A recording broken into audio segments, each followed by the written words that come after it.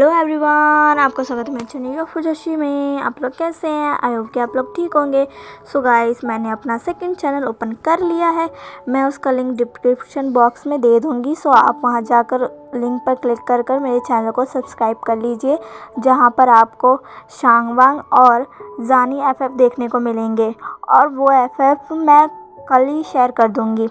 Okay, सो जिसको ये FF सुन के बहुत हर्ट हो रहा है, या फिर अगर उनको शांगवांग या जानी एफएफ सुनना है, तो आप मेरे उस सेकंड चैनल पर जाकर वो एफएफ सुन सकते हैं। सो जल्दी जाकर सब्सक्राइब कर लीजिए। और हाँ, अब हम अपनी स्टोरी स्टार्ट करते हैं। वांग जी के चले जाने के बाद विंग फर्श पर बैठकर रो रहा था। वहाँ खड़े सारे सर्वेंट को विंग पर बहुत दया आ रही थी, पर वो वांग जी के खिलाफ नहीं जा सकते थे, क्योंकि वांग जी एक तो बहुत बड़ा माफिया है, और अगर उन्होंने थोड़ी सी भी की तो वो उनको जान से मार भी सकता है। इसीलिए वो कुछ भी नहीं कर सकते थे। वो बस विंग के पास गए, उसे उठाया, उसके चोट पे लगे, जो उसके शरीर पे लगे चोटें थी वहाँ से पहले खून साफ किया, उसे दवाई लगाई, फिर उसको जैसा वांग जी ने कहा था रेडी कर दिया। कि वांग जी ने उनसे कहा था कि जब भी वो आए उन्हें विंग हमेशा ही वांग जी के लिए रेडी मिलना चाहिए, वरना वांग जी उन्हें नहीं छोड़ेगा। विंग, जो कि बहुत ही ज़्यादा दर्द में था, वो अब कुछ भी नहीं कह रहा था। वो सर्वेंट्स उसे साफ़ कर रही थी, उसको दवाई लगाकर फिर विंग को उन्होंने फिर से तैयार किया। विंग अभी प्रोटेस्ट करने की हालत में नहीं था। उन सर्वेंट्स ने विंग को तैयार कर बेड पर लेटा दिया। विंग, जिसमें अब बिल्कुल भी हालत नहीं थी, क्योंकि वांग जी के चाबुक से मारे जाने पर विंग को अब बहुत ही ज़्यादा पेन हो रहा था। उसकी आंखों में अब भी आंसू थे, और वो बेड पर लेटा हुआ था। वो सर्वेंट सारे वहाँ से जा चुके थे। विंग, जो कि लेटा था, वो रोते रोते ही बेड पर सो जाता है। 1 घंटे के बाद वांग जी उस रूम का डोर ओपन करता है और रूम के अंदर आ जाता है। उसने बहुत ही ज़्यादा शराब पी हुई थी। उसके हाथ में वाइन की बोतल भी थी, जिसको वो अब भी पी रहा था। वो वाइन की बोतल पीते पीते अब अपने बेड के पास जाता है, जहाँ पर विंग लेटा हुआ था, वो सो रहा था। वांग जी विंग को ऐसे देखकर एक स्माइल करता है, और फिर अपनी बोतल को फेंक देता है, जिससे बोतल दूर जाकर गिरकर टूट जाती है। बोतल के टूटने की आवाज़ से विंग की नींद भी खुल जाती है। विंग जब अपनी नज़रों को उठाकर देखता है तो वहाँ उसे वांग जी दिखता है, जो कि उसी को देख रहा था। विंग वांग जी को देखकर बहुत डर सा जाता है। तभी वांग जी उसके ऊपर जो भी चादर थी उसे खींच लेता है। विंग बहुत ही ज़्यादा डर जाता है, वो पीछे जाने लगता है। तभी वांग जी बेड पर कॉल करते हुए विंग के पास आने लगता है। विंग वांग जी से कहता है, नहीं, प्लीज़ प्लीज़ मेरे पास मत आओ, प्लीज़ मत आओ, प्लीज़ प्लीज़ दूर रहो मुझसे, दूर रहो। और वांग जी विंग के पास आ रहा था। वो विंग को देख रहा था, जिसे सर्वेंट्स ने एक पूरे वाइट रॉब में काफ़ी अच्छे से तैयार किया हुआ था। विंग इतनी सारी चोटों के बाद भी बहुत ब्यूटीफुल लग रहा था। वांग जी विंग को देखकर एक स्माइल करता है, और फिर उसके पैर पकड़कर उसे खींच लेता है, और तुरंत ही उसके ऊपर आकर उसके दोनों हाथों को बेड से पिन कर देता है। विंग, जो कि अब रोने लग गया था और वांग जी से बैगिंग कर रहा था और कह रहा था, प्लीज़ नहीं, प्लीज़ मत करो, प्लीज़, मैंने तुम्हारा क्या बिगाड़ा है, मुझे छोड़ दो। तुम मेरे साथ ऐसा क्यों कर रहे हो? मैंने क्या किया है? प्लीज़ मुझे छोड़ दो। तुम जो चाहते थे वो तुम्हें मिल चुका है, मुझे अब छोड़ दो, मुझे जाने दो। तुम ऐसे क्यों कर रहे हो? तुमने मुझे यहाँ क्यों रखा है? मुझे जाने दो प्लीज़। पर वांग जी विंग का फेस पकड़ कर कहता है, नो नो बेबी बॉय, अब तुम यहीं रहोगे। मैंने कहा ना, तुम्हें अब यहीं पर मेरे साथ रहना है, वो भी अपने होल लाइफ। और तुम्हें हमेशा ही मुझे खुद को शार्प करना होगा, वरना अंजाम तो तुम देख ही चुके हो। अगर तुम मेरी बात नहीं मानोगे तो तुम्हें बहुत अच्छी तरीके से पनिशमेंट मिलेगी। इससे अच्छा यही है कि जैसा मैं कहता हूँ तुम चुपचाप वैसा ही करो, समझे? विंग कहता है, नहीं नहीं, मुझे जाने दो, छोड़ दो मुझे। विंग वांग जी को खुद से हटाने की कोशिश करता है, पर वांग जी तुरंत ही विंग के हाथों को मोड़ देता है। विंग एक चीख मारता है। वांग जी अब विंग के कपड़ों को खोलने लग गया था। विंग, जो कि अब भी वांग जी से बेगिंग कर रहा था, प्लीज़ प्लीज़ मत करो, मुझे बहुत पेन हो रहा है, प्लीज़ नहीं। पर वांग जी विंग की बिल्कुल भी नहीं छोड़ सुनता है और सीधा विंग के कपड़ों को फाड़ ही डालता है। वो विंग के कपड़ों को फाड़ कर उससे अलग कर देता है और फिर खुद के रोप्स को भी निकाल लेता है और एक बार फिर से वांग जी विंग के साथ ज़बरदस्ती करने लगता है। विंग इस बार भी बहुत चीख रहा था, वांग जी से बहुत बेगिंग कर रहा था, पर वांग जी उसके ऊपर तो पूरा लस्ट भरा हुआ था। वो विंग की बिल्कुल भी नहीं सुन रहा था। वो जैसा चाहता था वो बस विंग के साथ वैसा ही कर रहे जा रहा था। विंग पहले से ही बहुत ही ज़्यादा घायल था और वांग जी के ऐसा करने पर विंग को बहुत ही ज़्यादा दर्द हो रहा था। उसका जो पेन था वो और भी ज़्यादा बढ़ चुका था। विंग जो कि बहुत ज़ोर ज़ोर से रोता है, पर वांग जी को उसका रोना बिल्कुल भी सुनाई नहीं दे रहा था। वो तो बस विंग को किस किए जा रहा था और विंग के साथ रफली इंटीमेट हो रहा था। वांग जी काफ़ी समय तक विंग के साथ इंटीमेट होता है। विंग जो कि वांग जी का टॉर्चर फिर से नहीं झेल पाता और वो बेहोश हो जाता है।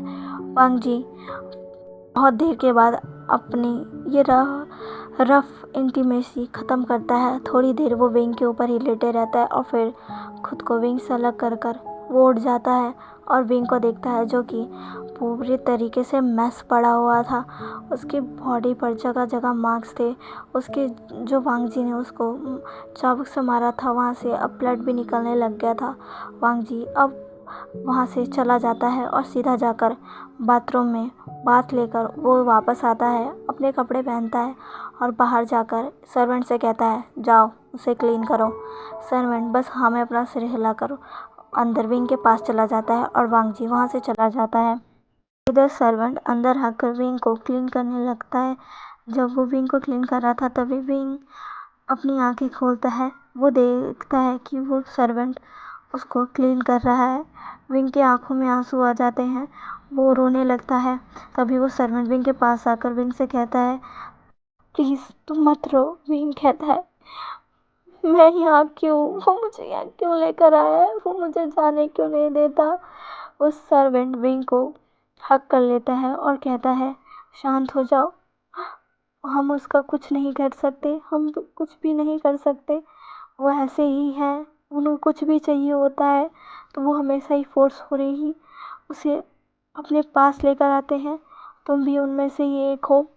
जो चीज़ उन्हें पसंद आ जाती है वो उसे हमेशा ही अपने पास रखते हैं, चाहे वो कैसे भी। तुम भी उन्हें पसंद आ चुके हो और यही तुम्हारी सबसे बड़ी गलती है। विंग ये सुनकर और रोने लगता है और उस सर्वेंट को ही पकड़ कर रोने लगता है। वो सर्वेंट भी विंग को दिलासा ही दे सकती थी और वो कुछ भी नहीं कर सकती थी, इसीलिए वो थोड़ी देर विंग को ऐसे रोने देती है और फिर उसे पूरा क्लीन करती है। अब यहाँ से पूरा एक हफ्ता बीत जाता है। ये एक हफ्ता विंग के लिए किसी टॉर्चर से कम नहीं था। ये पूरा हफ्ता विंग का एक हेल की तरह गुजरा था क्योंकि वांग जी ने उसे एक दिन भी नहीं छोड़ा था, एक दिन भी नहीं। वो हर रोज़ विंग के साथ ज़बरदस्ती करता, विंग खुद को छुड़ाने की कोशिश करता, पर वांग जी उसे बिल्कुल भी नहीं छोड़ता। वांग जी हमेशा ही विंग को कमरे में लॉक कर कर रखता ताकि वो कहीं भाग न जाए। विंग कहीं भाग भी नहीं सकता था। विंग के पास कोई फ़ोन भी नहीं था, ना ही उस रूम में भी कोई फ़ोन था जिससे वो पुलिस या फिर कम से कम चैंग को ही कॉल करे और अपने बारे में बताए। इधर दूसरी तरफ जियांग चैंग विंग को ढूंढ ढूंढ कर पागल हो चुका था। उसे विंग कहीं भी नहीं मिल रहा था। वो बहुत परेशान हो चुका था।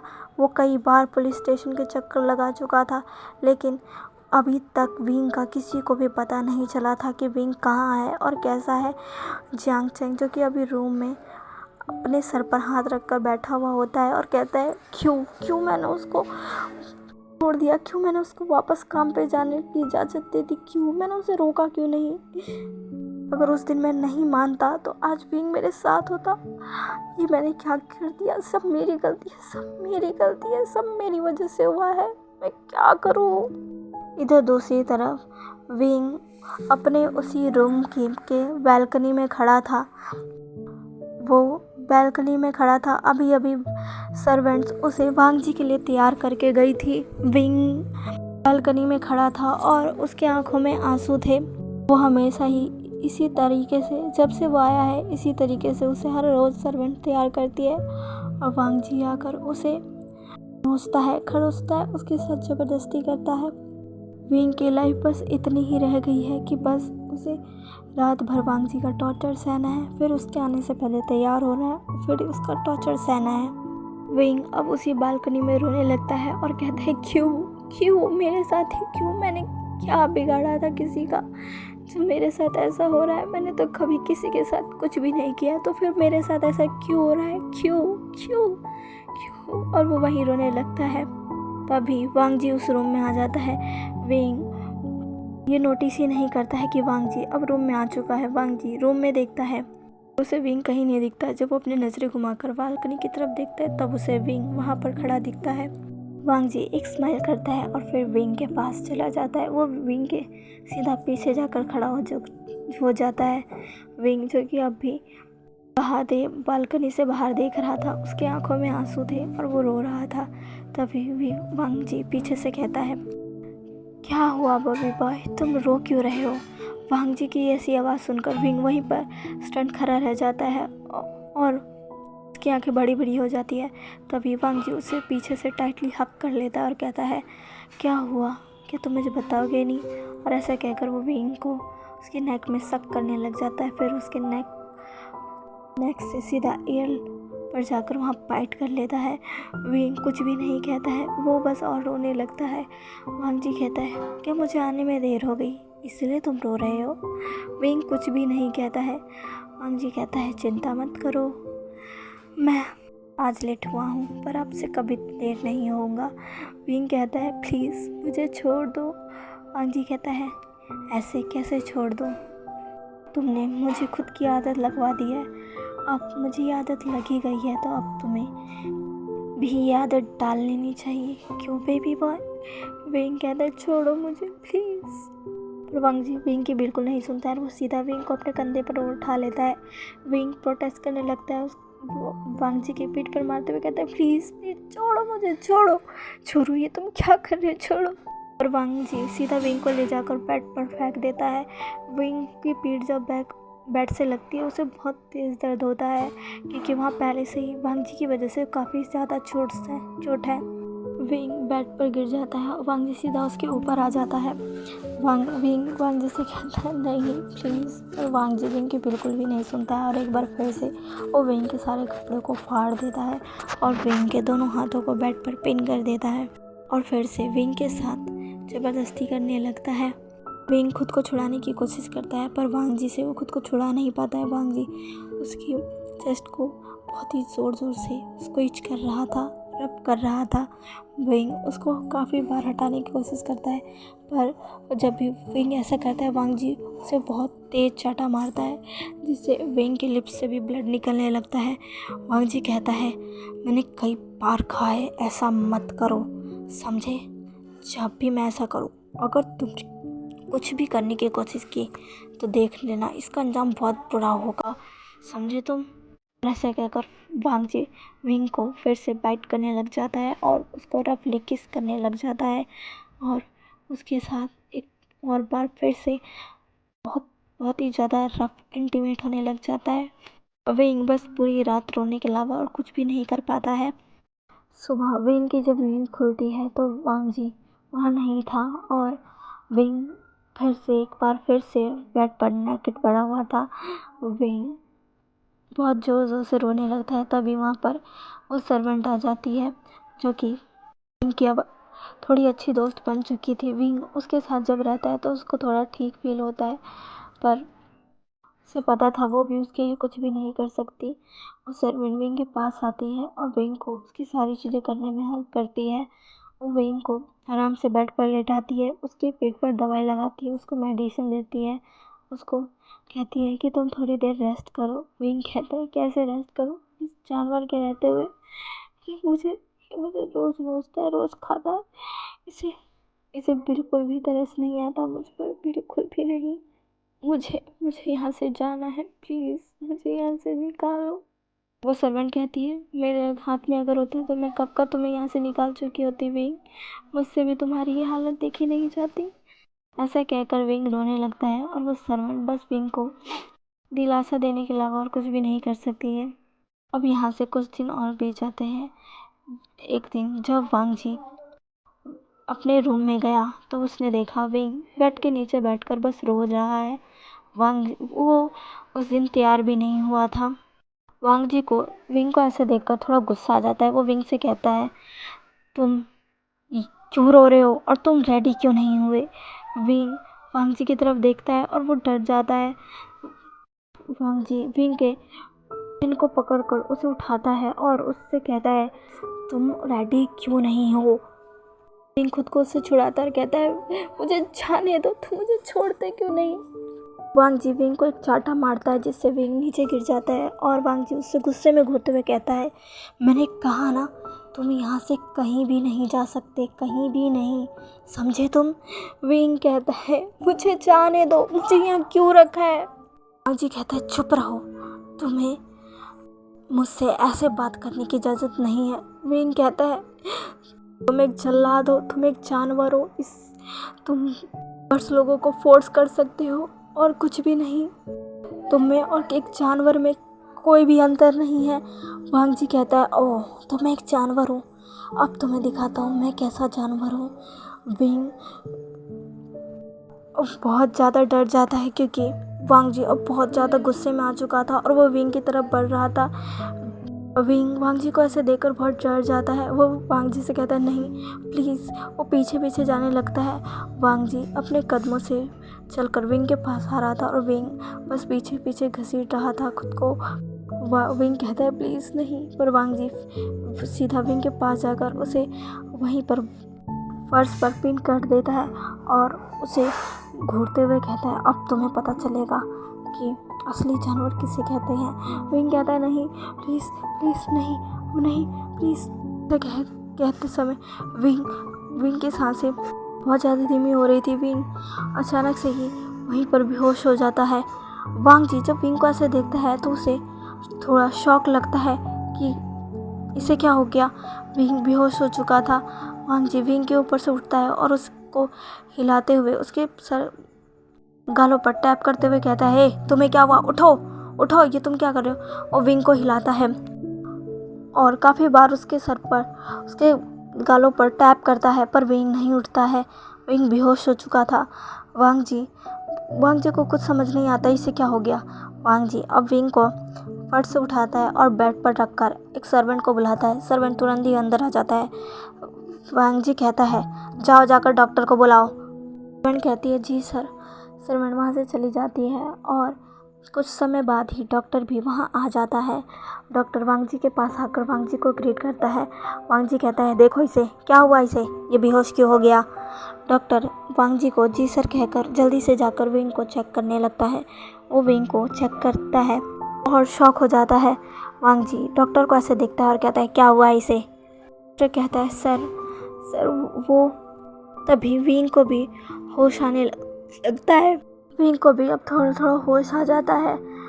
वांग जी कहता है, इसे क्या हुआ है? तभी डॉक्टर कहता है, वो सर ये प्रेग्नेंट है।